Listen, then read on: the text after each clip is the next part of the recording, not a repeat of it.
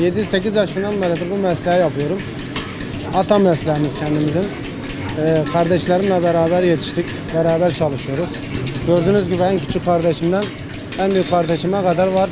Toplam 4-5 kardeşiz. Hepimiz birlikte ata mesleğini yürütmeye çalışıyoruz. Yani biraz Bakır'a da ilgi biraz çoğalınca yani biz de kendi mesleğimizi yürütelim diyerekten çoktan beridir de yaptığımız bir iş. Onun için ata mesleğini biraz yürütmeye çalışıyoruz yani.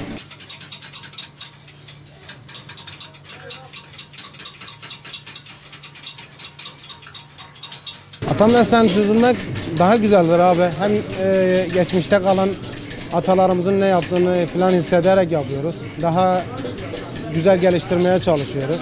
Yani ata mesleği güzel oluyor. Yani bu amcalarımız, babalarımızdan gelmedir. Kendimiz de onları sürütmeye çalışıyoruz yani. Güzel yani mesleğimiz. Severek yapıyoruz ama ilgi biraz daha çok olursa, Bakır'a, özenti falan daha çok olursa bizim için daha iyi olur. Çünkü şu an yeni yetişen nesil kalmadı pek fazla. Bizden de atalardan geldiği için biz mecbur bırakmamak zorunda olduğumuz için biz mecbur yapıyoruz. Ama yetişme olursa fazla çırak yetişmiyor. Ha, ilgi Bakır'a daha çok olursa o zaman çıraklar da daha yetişir, daha güzel olur.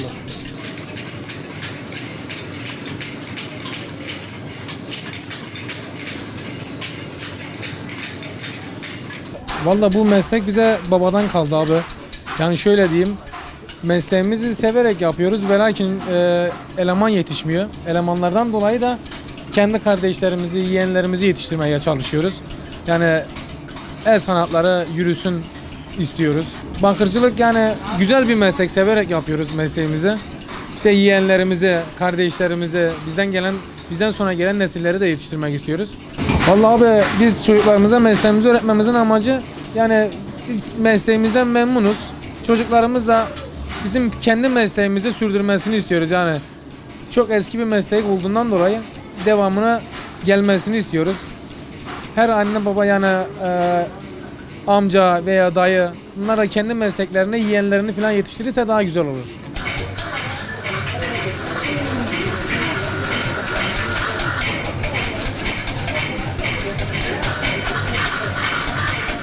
...9 yaşından beri bu işi yapıyorum. Yaşım 19, 10 yıl oldu. 10 yıldır atalarımın yaptığı bir işi devamını sürdürüyoruz. Çok seviyoruz işimizi. Gaziantep'te zaten 4-5 kardeş çalışıyoruz burada. Ata mesleğini yapmak gurur verici bir şey. Sürdürüyoruz, devamını getiriyoruz. Yani her yerde bir Antep'in Bakırcılar Çarşısı diye adı geçen bir yer. Süs eşyası çok olan bir yer. O yüzden de biz de devamını getiriyoruz. Yani severek yapıyoruz.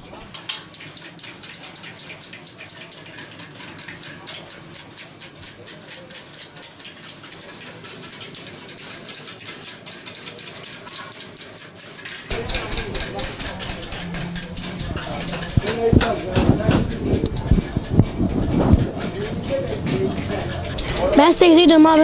Ortaokula gidiyorum. hafta içi okula gidiyorum. Hafta sonu da abilerin yanında çalışıyorum. Bu mesleğimi severek yapıyorum. Bu ata mesleğiydi. Abilerimle beraber çalışıyorum. İlk başta zorlandım. Sonra yapa yapa öğrenmeye başladım. Sonradan alıştım.